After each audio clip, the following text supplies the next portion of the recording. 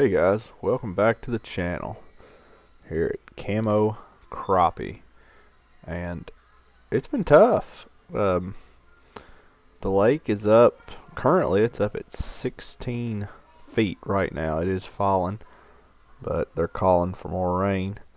So when you look at the depth and you see like right here, 13 feet, normally that is not even in the water. So it's tough. It's been hard to get on the ramp. It is really muddy for most of the lake. I was able to find a little bit of better water for maybe a maybe three mile stretch of water that I guess in between floods. There was a little bit that washed out from the creek or from the river that was clean, and the water clarity wasn't bad. It actually had good watercolors, just finding fish. And this is Saturday, so went out Friday for a little while and found 2 or 3 good fish. Had 1.25 pounds, and I thought, hey, I'm gonna be able to go out, and if I work hard I'll be able to get a mess and have something to eat. And it just didn't happen as well as we would have liked. Here's actually, I think this is one of the better fish. This one or the next one is, I'm not for sure. Maybe the next one. No, I think it was that one. But one of the better crappie that we caught all day. I actually did catch a good, or caught several, 3 real good white bass. The 2 biggest ones was 2.6 and 2.7, but wasn't able to get that on camera.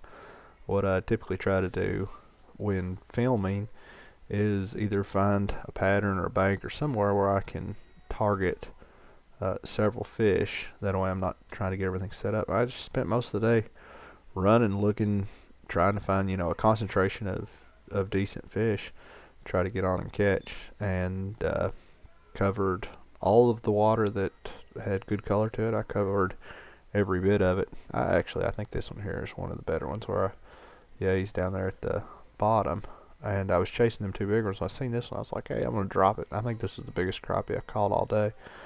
But like I said, caught these fish straight pulling, caught 2 of the white bass straight pulling, and I was filming, took everything down to move spots, and happened to see 2 fish swimming, and I picked up my casting rod and I caught another good white bass doing that.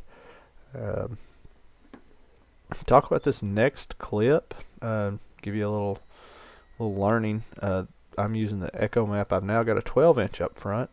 I installed that since I've last done a video, and now I got the 12-inch. But this is one of the screens that I like to use whenever I'm driving around looking for something. As you can see, I have 2 spots marked here, 205 and 204, and actually I don't think there's anything at 205 anymore. I don't know if it washed out or if it just never was there.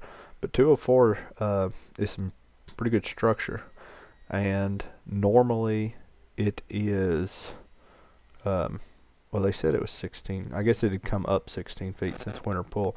Normally this pile of structure is in about 5 foot of water, so normally this structure is just barely underwater. So I guess we're about 11 feet over summer pull, but as you can see, it's in 17 foot of water now, and it's just not, there isn't one small fish going to be in there on the end that I catch. It might have been a keeper, but that's one of the screens I like to use, to have it split like that, where I can have side imaging up top, so it covers everything on both sides. I have my Panoptics, the LiveScope, in the bottom right hand corner, just so that I can see with it, and then whenever I'm trying to get to these waypoints, I can use that. Which now, I was using the Garmin Echo Map Ultra. 10-inch was my LiveScope unit, but I have took the 10-inch and I've moved it to the back. I used a network cable and networked the new 12-inch and the 10-inch together, so now whenever I'm using the back unit, as you can see it right there next to my console, when I'm using side scan or down imaging to find a new location, I can mark it on that one, and as soon as I walk up to the front, it shows up on the front. So that is pretty cool. Also, you'll see I'm not standing off to the side and looking over at the side. I upgraded mounts, and I got the Ultimate, which is from Beatdown Outdoors. And after doing several weeks of research and just studying what would be the best for my style of fishing, the Ultimate by Beatdown, that was going to be the best.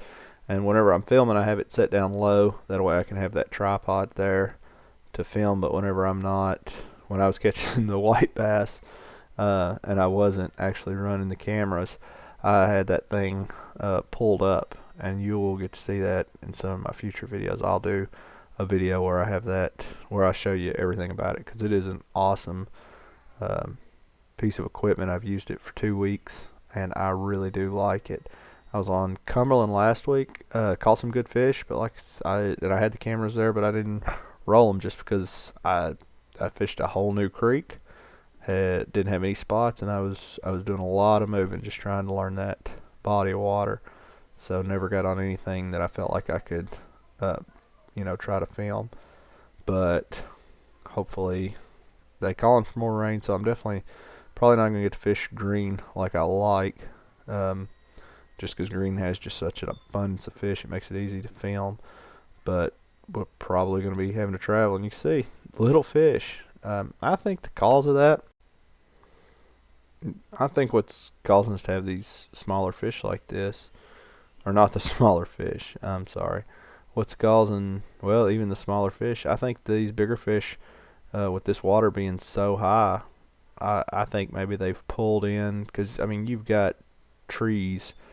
Some trees are, underwater 3-4 foot all the way around the lake, and I don't know why they didn't pull into this clearer water, because that's, if they'd have pulled into that, I believe we would have been able to catch more. But they're just, if originally it was shell shock, I believe you get, you go from, I was living 5-10 feet under the water to now that is 25-30 feet underwater. It's a shock to them.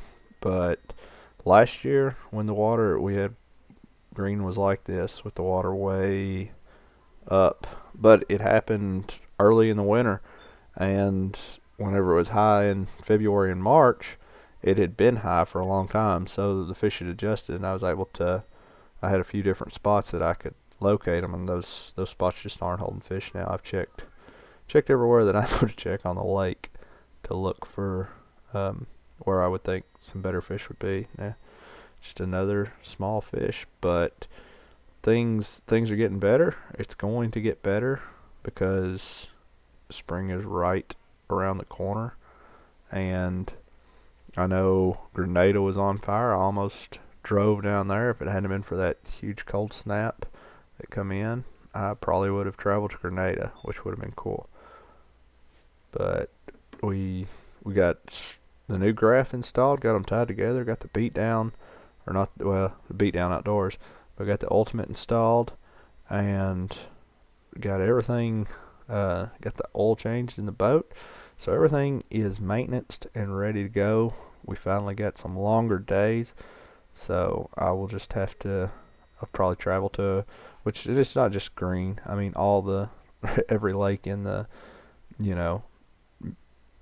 United States, I guess, after the rain, after the flooding we had a couple weeks ago, is going to be a little bit up. So I know some of these other lakes are on fire, and maybe we'll be traveling to them. Who knows?